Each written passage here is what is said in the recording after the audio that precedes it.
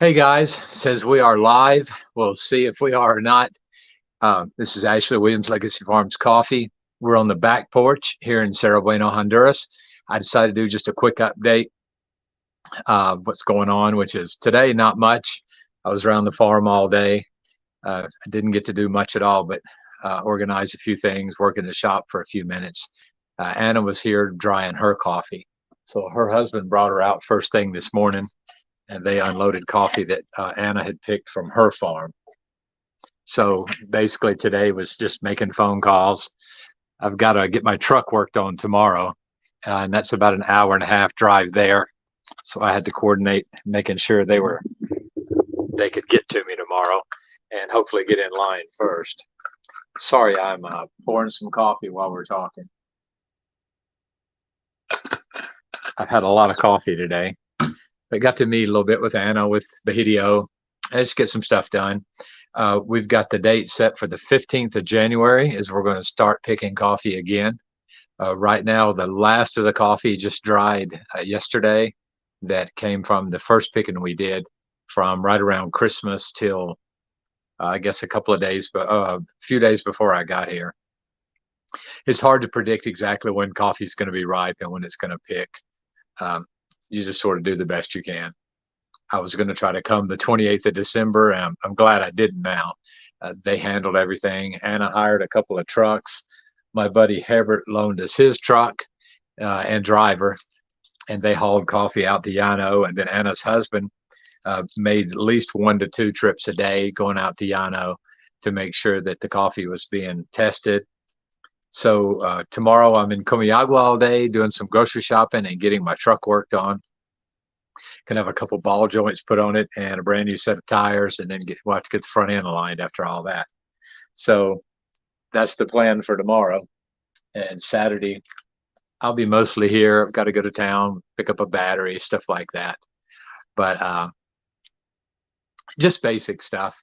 How you doing today, Barry?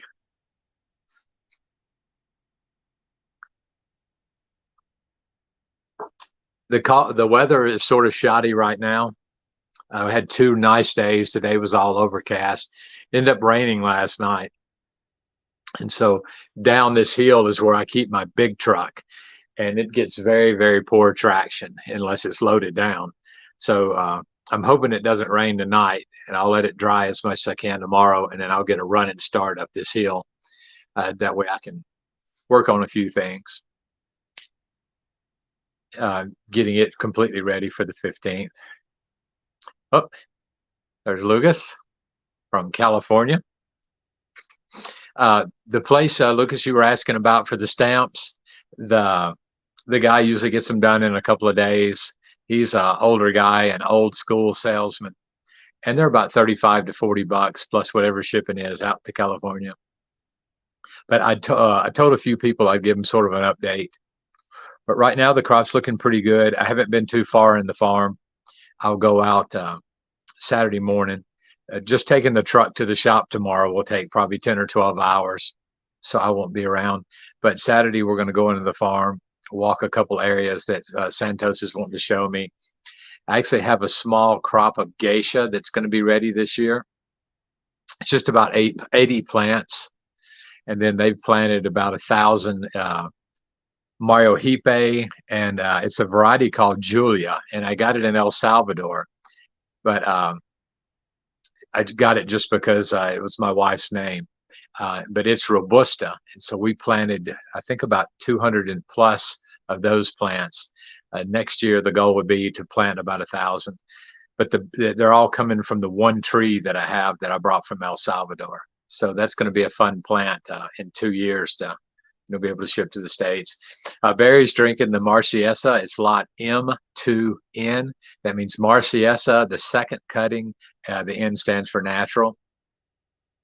A lot of people are liking it. It had cupping notes of mango and some other stuff thrown in there. But yeah, I'm sort of excited for the geisha. I got a little bit last year, but one of my customers was really excited about it over in Iowa, and so I had maybe 4 pounds, 6 pounds, something like that. So I just let him have the whole bag, and I haven't heard whether he liked it, loved it, hated it. but I didn't get it cupped. I also have a crop this year that's coming into production. It's called Anna. In English, it would be Anna Coffee 14, but it's in Spanish, it's Anna Cafe 14. So I haven't tried that one yet. Well, actually, I've tried it. I roasted a bunch of lots and they got confused and didn't get labeled right. So I was doing sample roasting one day. So I've had it, but I just don't know which one of them was that I hadn't had. So when Julia comes next week, the Anna Cafe is on my desk in the States. So she's going to bring that. And I'm going to get a buddy of mine that's the main cupper. His name is Better. He cups all of our coffees. So he and I are going to go hang out one day and grab lunch and roast that coffee and cup it and just sort of see what he thinks of it. Because we've got about 450 plants of that Anna Cafe 14. So today or this year, we need to make the decision whether we're going to keep growing it, plant more, or what we're going to do with it. But it's actually on my son's farm. That's Finca Juancito, which means Little Jonathan or Little John. But it is my son Jonathan's farm. It's in Pavas. It's about 5 miles from here. So it was the first farm we bought back in, is either late 2009, early 2010, something like that. So I guess we've had that farm for 13 years.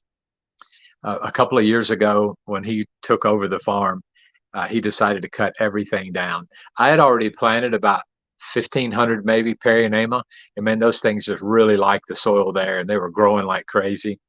So he just said, let's cut it all down. And so we went in. He cut down a couple thousand plants, and we replanted it with Perionema. But before we got done, I did a favor for a guy. He was another farmer, and generally they won't help you out much. But he gave me he asked, said thank you and all that. And so that was a good time for me to hit him up for a favor. I got some seeds from Nicaragua, and it's actually the Marsellesa that Barry's talking about. So I gave him, I think it's 12 pounds of those seeds. And so I asked him for 500, or I asked him to sell me 500 plants of the Anna Cafe 14. And so he did. He charged me about 30 cents a piece for the plants, which is full price. And but he was willing to sell them to me, and most people won't. I've talked to farms in El Salvador, and I've tried to buy orange Bourbon, and I could never get anybody to sell them to me. So they just don't want to share that knowledge and they don't want to share super high quality plants. And part of me understands it. Part of me thinks, well, that sucks. So.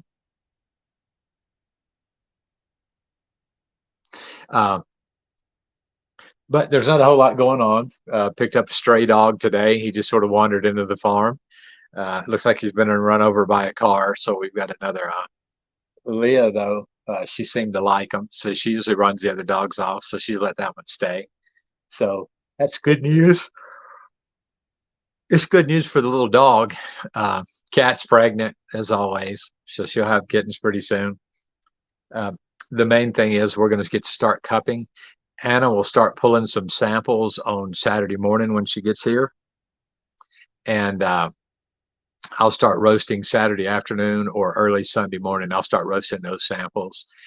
There's also going to be 2 interviews I'm trying to set up where there's 2 different people that want to interview Anna in Spanish and then subtitle. And that's Becca. Becca's the one that we're talking to about.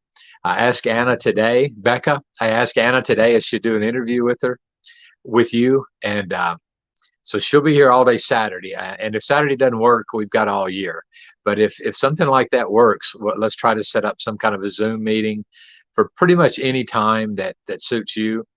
2:00 Central, she'll start doing payroll, and that usually takes about 45 minutes because there's not many people here. But other than that, she'll be here the entire day from 7 in the morning till 3:00 on Saturday. And that's Central Time. So if that were to work for you, then let me know, and we'll try to get some kind of an interview going with you. And we'll be thinking about questions. And so I told her today that we were going to try to get it to where you could, instead of buying some of my coffee, you could buy some of her coffee, and do the female roaster, female farmer kind of thing. because Anna truly has a woman-owned farm. Anna is there for the picking. She's there when it's fertilized. She's there cleaning. She's actively, 100% into her farm, where a lot of women-owned farms that I've seen are not. I wonder whether some of these wives here could even find the farm if they had to. But that's just me being sarcastic. But yeah, if that works, well, I knew John did the roasting, but uh, you know, I know you're a big part of the business, and so coffee sales or however you are in the business, uh, it's still that female connection that I was wanting to hook Anna up with a couple of different female coffee shops, roasters, whatever I can hook her up with, so that they can help sort of start telling her story and help her family out quite a bit.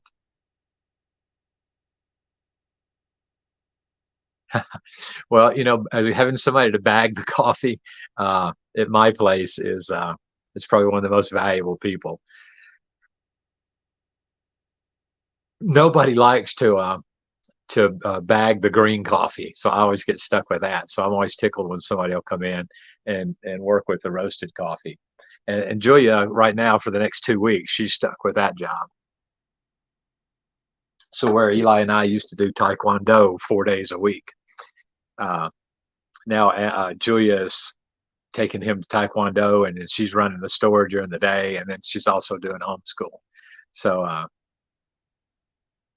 yeah, and again, Becca, if the time doesn't work out, that day doesn't work out, I'll get Anna's schedule for next week.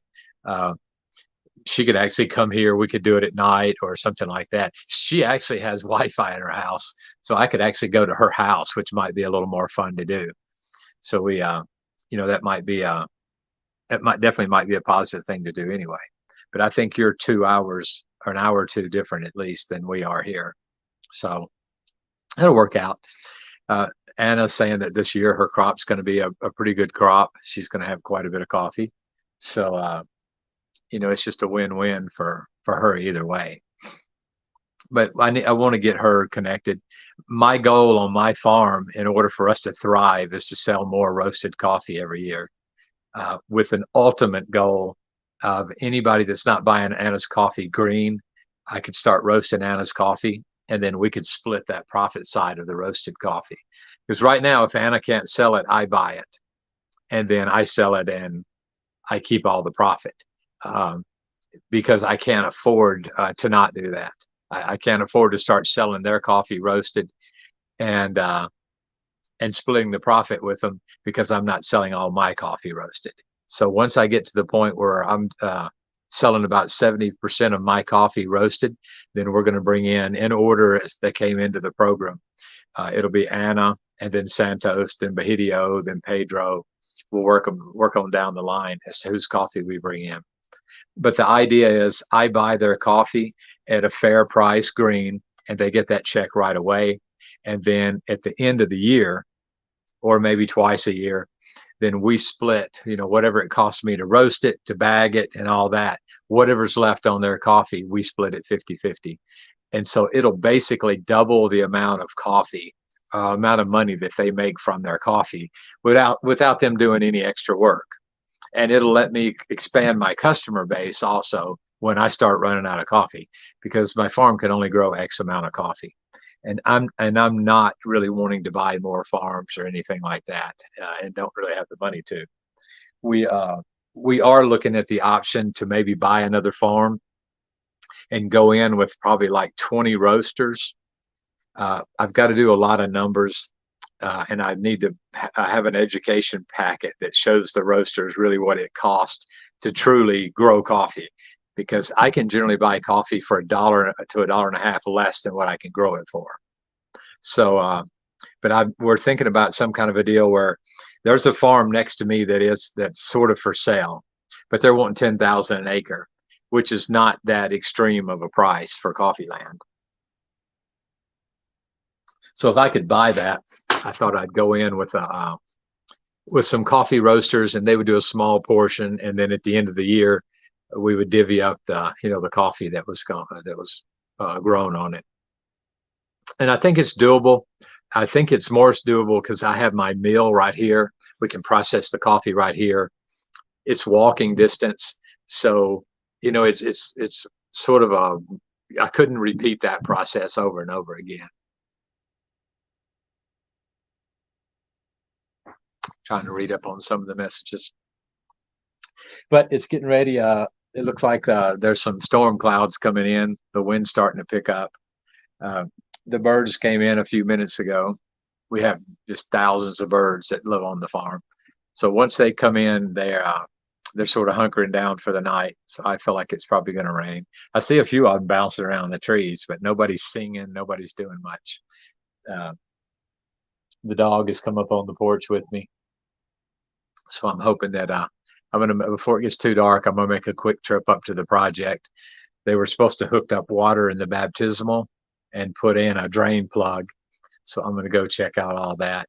And I've got to go up this week and put a lock on it because the baptismal is pretty big and I don't want kids to start getting in it and playing in the water and then something happen. So we're putting a giant steel cage type door that closes down on it, and then I'll be able to lock it and keep everybody out of it. So that's my goal. And I've got to figure out how to keep the water from, turning like it does in swimming pools and stuff like that. But that's sort of what we had for today. I've got a little bit more coffee to drink, and I'm going to be in for the night here pretty soon, get supper, and then sometime tonight I'll go out and I'm going to try to build a table out of metal. So that's my idea. Yes, I found that one. I've got to find out. I forget what the number is. I think it's P3L, but I have the information in the house, and so I'll go look it up and get you that, and then I'll make sure that that Julia figures out how to get you some before. But I know I did see it, and I pulled the bag out of the container and brought it into the roastery, so I have that coffee. I just forgot to let you know about it. But yeah, that was really an interesting coffee. But guys, I'm going to sign off. I've got to get up there before it gets dark, and we'll do another podcast probably tomorrow night, and we're for sure going to do one Sunday sometime. But I'll try to schedule everything tonight and go ahead and post it so everybody will know. But thanks, guys, for jumping on. Sorry to do it without notice. Anyway, we'll talk to you guys soon. If you got any questions, send them to me, and I'll answer them best I can. Thanks, guys. Good night.